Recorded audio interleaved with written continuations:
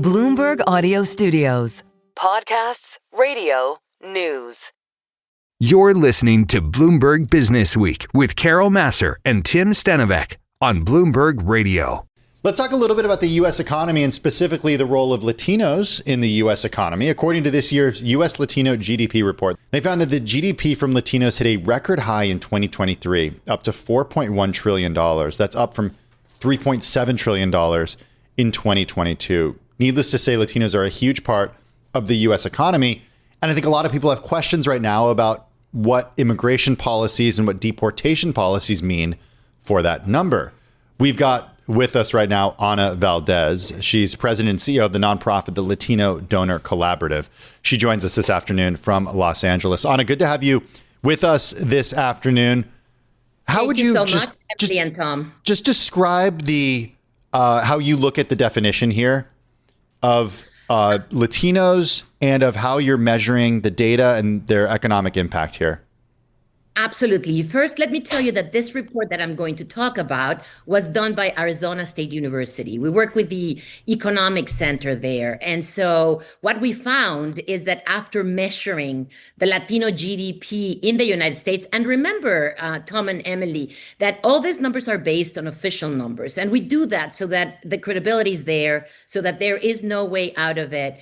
And so after measuring it for 8 years, this year, which are the numbers from 2023, as you know, those numbers don't come until 2 years later.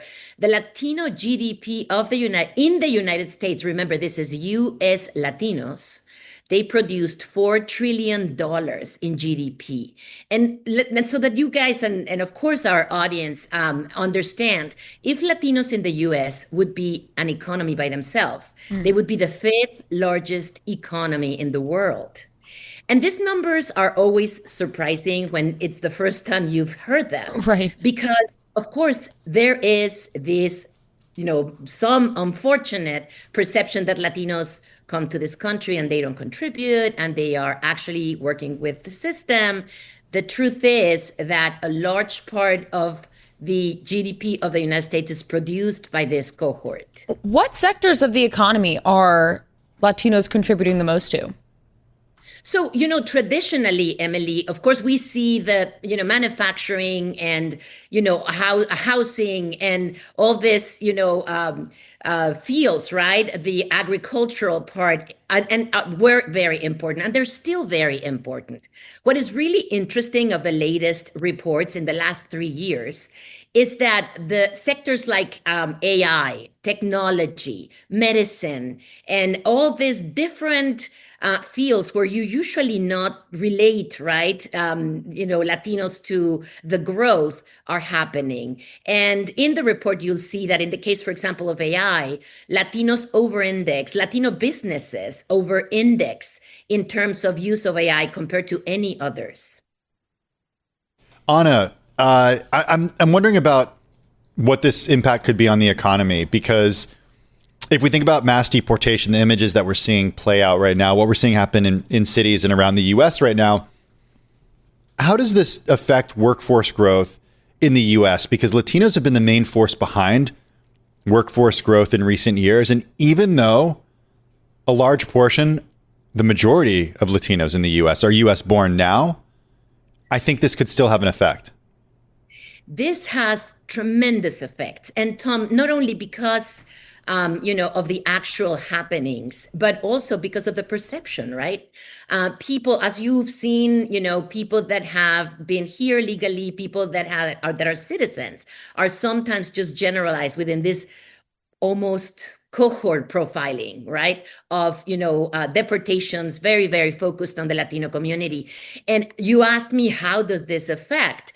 Well, just think about it. According to the Department of Labor and the census, 78% of all the new workforce in the next 10 years will come from the Latino community. So if you are thinking that, as you know, there is a lack of workforce in some of those industries already, right? In all industries already, right? Before the pandemic, there were 11 million jobs not filled because of lack of workforce. After the pandemic, today there are 6 million jobs not filled. So imagine without this workforce, or at least reduced this workforce, and I don't know if you've seen it, but I'm sure you have. We hear the CEO of Target and the CEO of Constellation Brands and the CEO of Jack in the Box saying, what's happening? We need workers. We also need consumers. And last number, because you brought it up, 80% of Latinos, 81% of Latinos are American citizens.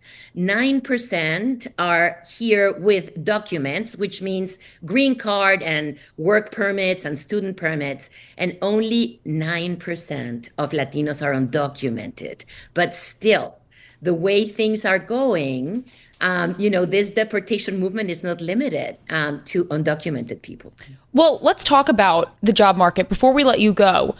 Are there more jobs to be filled for the Latino community specifically, or is there more demand for jobs? Is there more supply of workers than there actually are jobs to be had?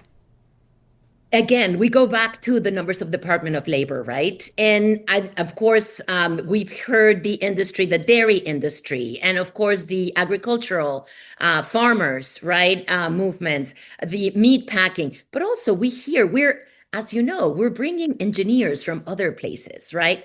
When, you have the Latino cohort over-indexing in growth in the engineering, faculties in the United States. So Emily, I think we're talking about a lack of workforce in general, but also a lot of opportunity from a community that is extremely young. The average age for Latinos in the United States is 12 years old.